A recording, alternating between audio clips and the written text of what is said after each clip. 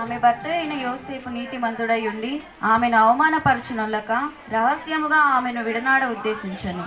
అతడు ఈ సంగతులను ఆలోచన చేయుచు నిద్రించుచుండెను. అప్పుడు గాబ్రియేలు దూత స్వప్నమందు,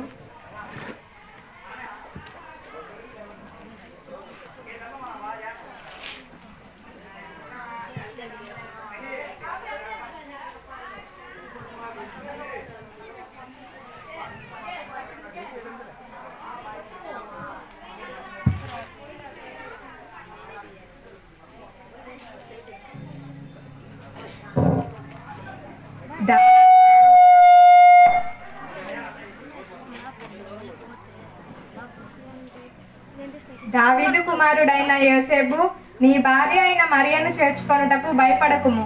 ఆమె పరిశుద్ధాత్మ వలన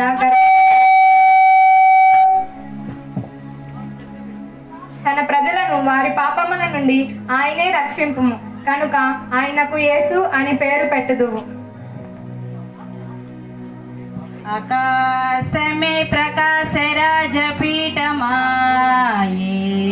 దూతలేకి కీతరత్న కాంతులాయే, సూర్యుడే రాజవిల్లు మానమాయే, సామరస్య సోయగాన కాంతి, శాంతి ప్రశాంతి.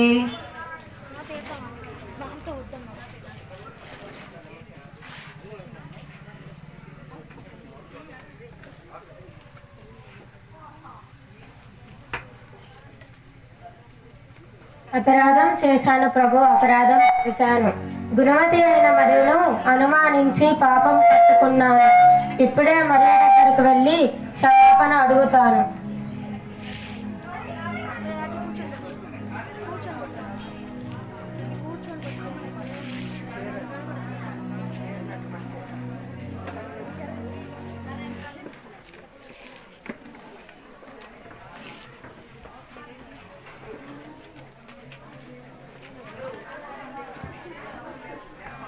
నన్ను క్షమించు మరియా. మీరేమి పాపం చేశారని నిన్ను విడనాడాలనుకున్నాను మరియా. అందరినీ ఆ దేవుడే క్షమిస్తాడు. ఆ దైవ బలాన్ని తప్పించడానికి మనం ఏ పాటి వారము? అవును మరియా. రాళ్ళలో రత్నాలు, మట్టిలో మాణిక్యాలు సృజించగల సమర్థుడు ఆ దేవుని స్మరించుకుందాం. ప్రభువా, నీ చిత్తానికి మమ్మల్ని అప్పగించుచు ప్రార్థించుచున్నాము తండ్రి. ఆమేన్.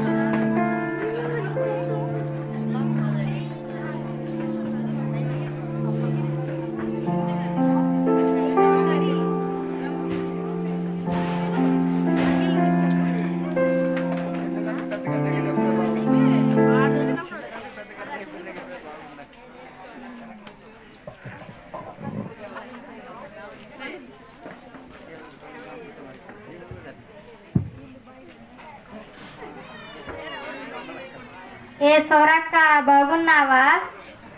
ఏం బాగుంటావో ఏమోలే. మొన్న మీ ఇంటికి వద్దాం అనుకున్నాను కానీ రాలేకపోయాను.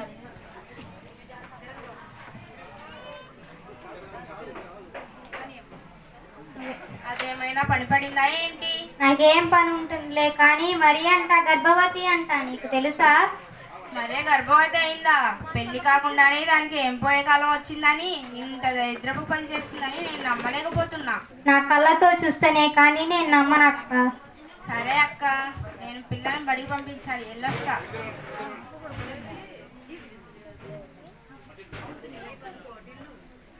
మరి అంట మనమేనాం కదక్క.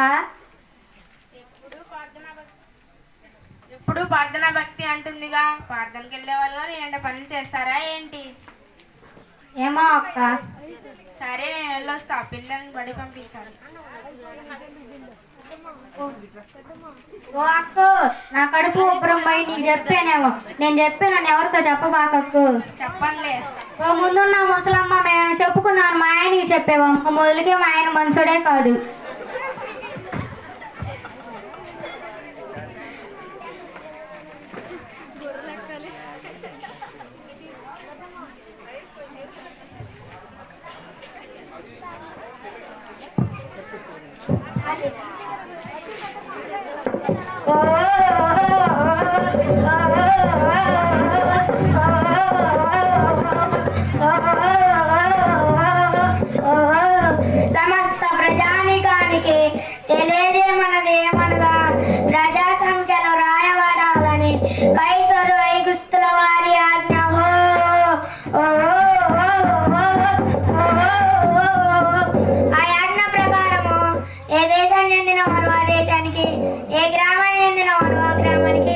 వెళ్ళి ప్రజా సంఖ్యలు రాయించుకోవాల్సిందిగా కోరుచున్నాము.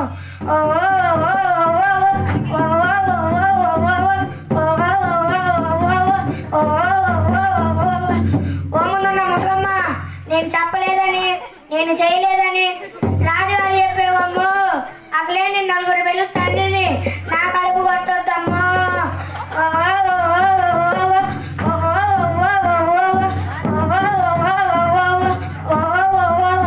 ఓమున్న నా కోటమ్మ, నేను చెప్పలేదని, నేను చేయలేదని రాజుగారు చెప్పేవమ్ము. అసలే నేను 4 పిల్లల తండ్రిని, నా కడుపు కొట్టొద్దమ్మా.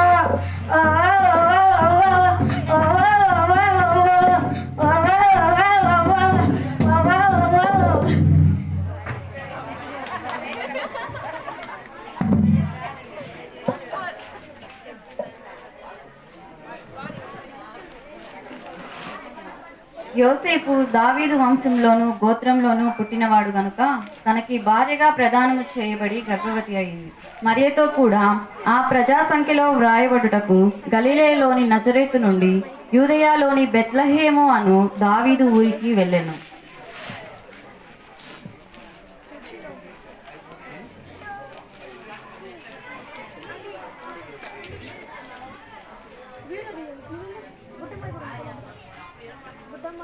విన్నావా మరియా ఆ డప్పుల వాడి కేకలు?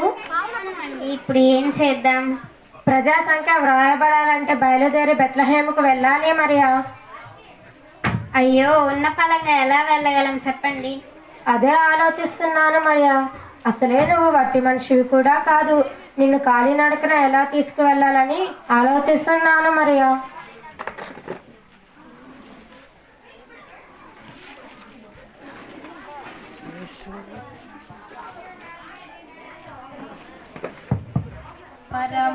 పరమందున్నట్టి మధుదేవా, మధు కష్టముల్ గంచరావా.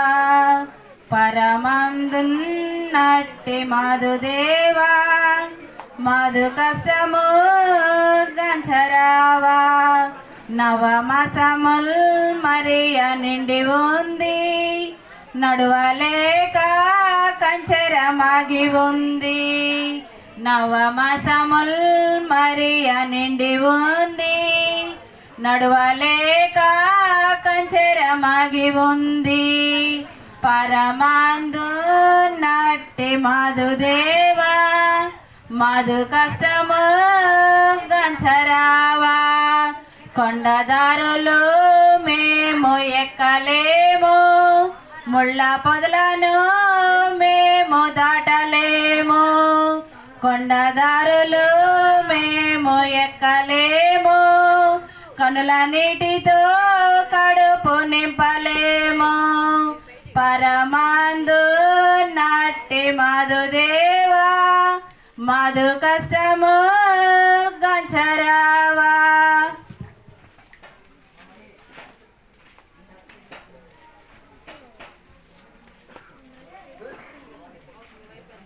అమ్మో, అయ్యో, కొంచెం ఓర్చుకో మరియా, కొంచెం ఓర్చుకో.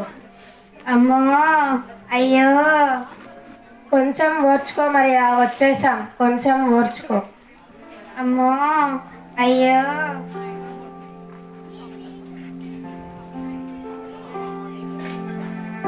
ఇక్కడ కూర్చో మరియా.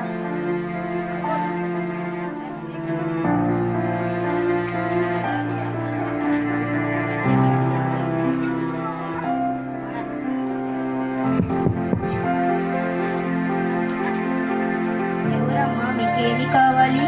అమ్మా, నా భార్య నిండు చూలాలు, మీ ఇంట్లో కొద్దిగా స్థలం ఉంటే ఇస్తారా? స్థలమా? మా సత్రం అంతా నిండిపోయింది, అసలుకే లేదు. వెళ్ళండి. లేదు బాబు, వెళ్ళండి వెళ్ళండి.